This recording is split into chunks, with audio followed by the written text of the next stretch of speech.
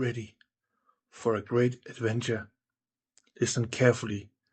This is a story. I will take a little break so you can get a snack and something to drink so you are ready for the story.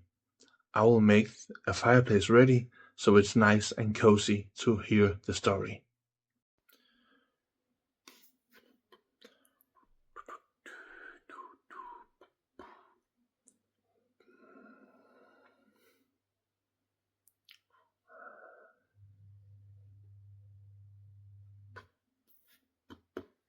Are you ready? This is the story The Spirit Bond, Ellara and the Ghost of Aethyris. Once upon a time, in the mystical kingdom of Aethyris, there lived a young girl named Ellara.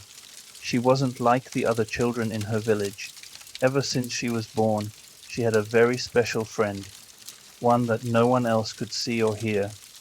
His name was Kylam, a gentle spirit who floated invisibly by her side. Most people thought Ellara was just talking to herself when she spoke to Kylam, so they laughed at her, but Ellara didn't mind. She knew Kylam was real, that Kylam could do things that amazed Ellara. He could move things without touching them, make the leaves rustle even when there was no wind, and sometimes he even whispered secrets about things far away. It was like having a best friend and a superhero all at once. But not everyone in Elara's village thought Kylam was so wonderful. They were afraid of things they didn't understand, and to them Elara's powers were frightening. Some people whispered that she was cursed. Others thought she was dangerous and kept their distance. Luckily, Ellara had one person in the village who didn't judge her.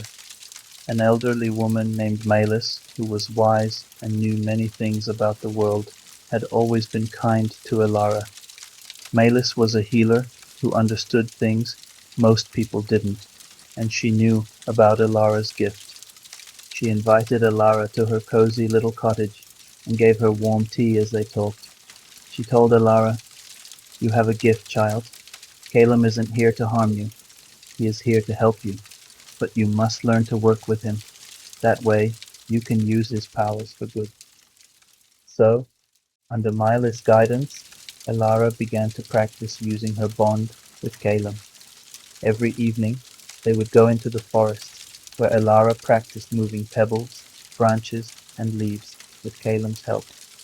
Over time, she grew stronger, and her connection with Kylam deepened. She started to understand that Kylam wasn't just a friend or a guardian. He was part of her.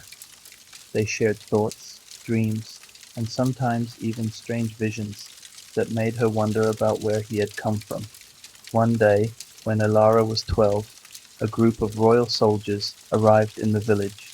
Leading them was a tall knight named Sir Darren. He wore gleaming silver armor, and his voice was deep and serious. "We're looking for the girl with the spirit friend," he announced. The villagers all pointed at Ellara, who was hiding behind Melis, nervous but curious. Sir Darren approached her and knelt down to her level. "We need your help," he said gently. "The king has been troubled by a terrible ghost haunting the castle. If you and your spirit friend can make it go away, the king will reward you with gold and a place at his side." At first Ellara was frightened. She had never left her village, let alone met a king. But Milas put a comforting hand on her shoulder and said, "You can do this, Ellara. You have a gift, and now you can use it to help others. Kylam will be with you every step of the way."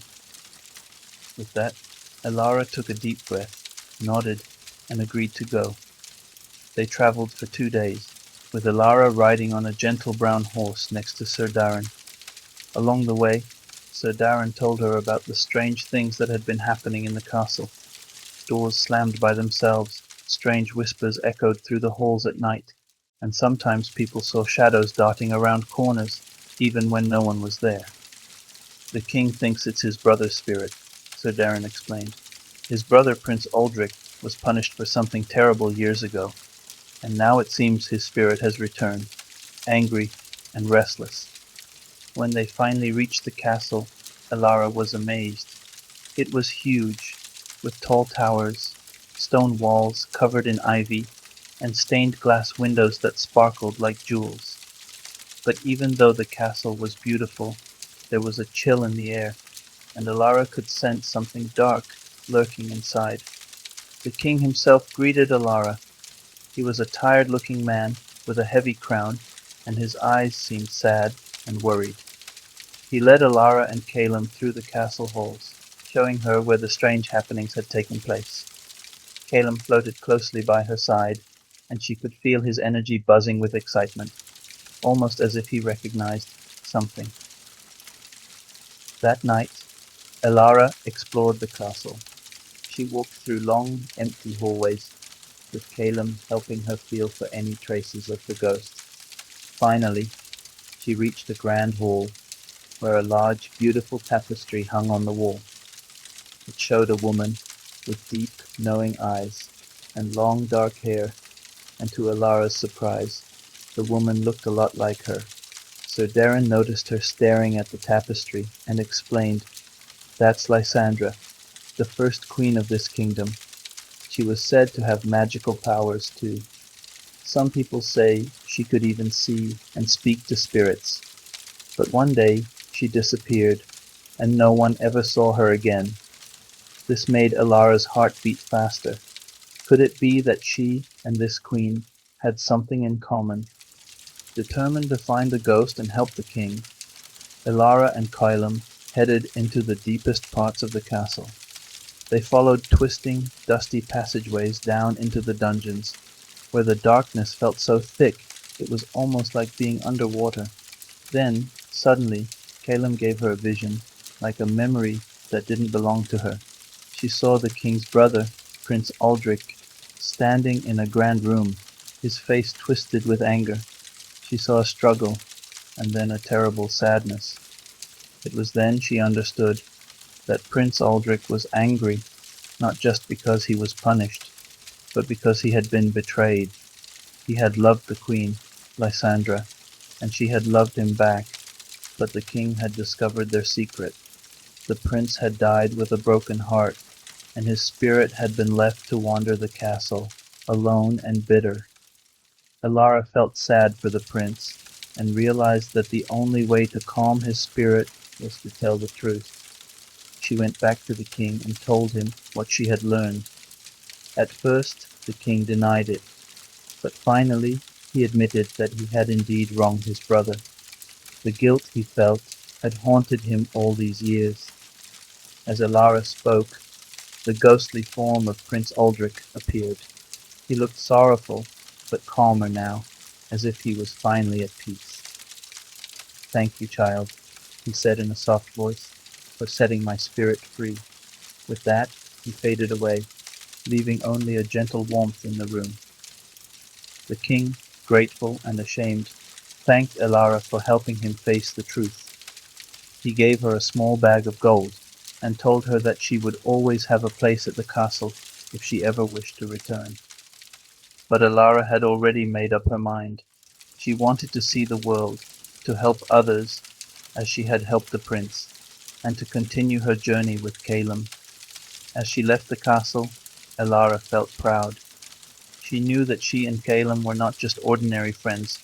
They were a team, bound together by a powerful bond. They traveled across Aethyris, helping people who were haunted or hurt by things they couldn't understand. Everywhere they went, they shared their kindness and bravery, becoming legends in the kingdom. And though many years passed, the people of Aethyris never forgot the girl with the spirit friend and the magic heart.